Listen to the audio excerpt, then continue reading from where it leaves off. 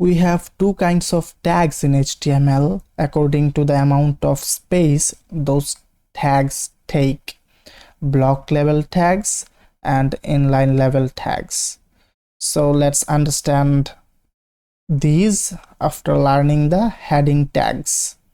So in the body, write hello world 1 and copy the text, and after that paste this and make this 1 to 2, then paste again. Let's make this 1 to 3, paste again, make this 4, paste again, make this 5, paste again, make this 6.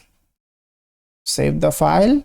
You can see we have the output: hello world 1, hello world 2, hello world 3, hello world 4, hello world 5, and hello world 6.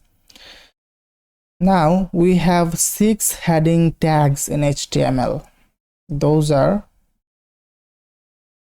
h1 tag, opening h1, and after 1 let me write closing h1.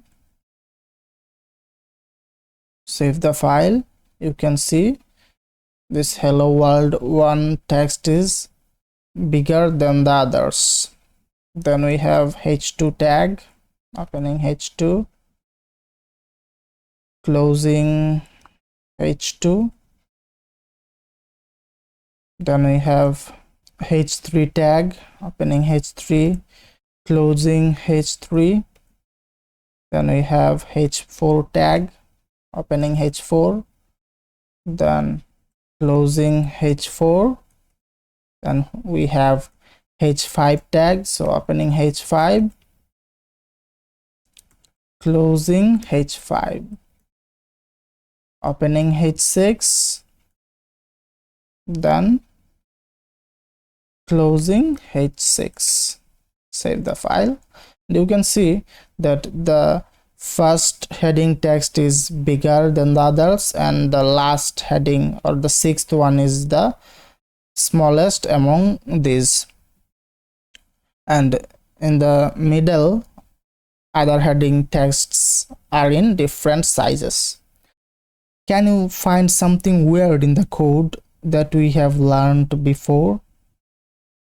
Yes, you guessed that right, that we are not using the break tag, but every content is in new line. This hello world 1 text is in a line, this hello world 2 is in a new line, this hello world 3 is in a new line. So we are not using the break tag. So what's happening? Why these texts are in a new line? The answer is these heading tags are block level tags. So what does it mean by block level tags? The block level tags take full amount of width of the parent tag. Now you can ask, what is parent tag? So the parent tag is the tag which contains other tags. So in this case, these 6 heading tags are child of this body tag, and this body tag is the parent of these 6 heading tags.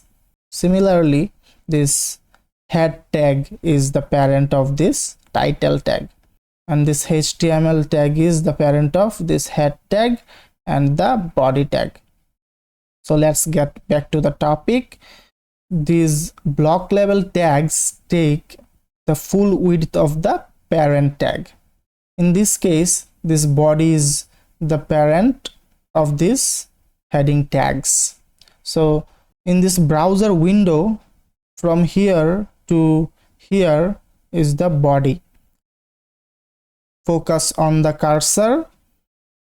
From here to here, the full amount of the browser is the body.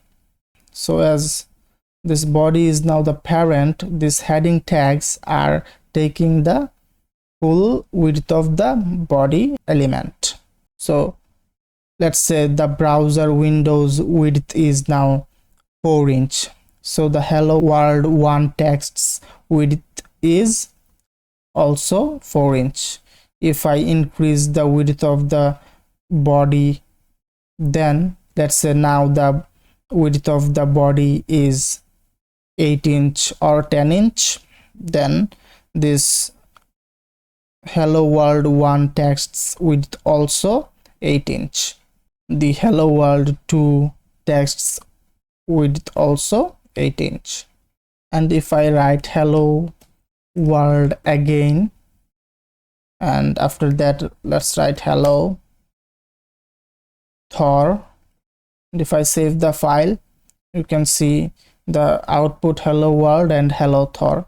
If I write the italic tag, then closing italic tag after hello Thor, you can see the hello Thor text is in the same line, in which line is the hello world text. So why the hello Thor text is not pushed to the down? Because this I tag or the italic tag is a inline level tag. The inline level tags only takes that much of space what is required to render the content, but this block level tags, they take the full width of their parent tag or the parent element. So usually they are in a new line. We don't have to use the break tag, but in the case of inline level tag, if we want that the text should be in a new line, we have to use the break tag. And inline level tags only takes that much of space that it requires to render the content. And one thing I forgot to mention, that these heading tags are used to give headlines to the articles and paragraphs of a page.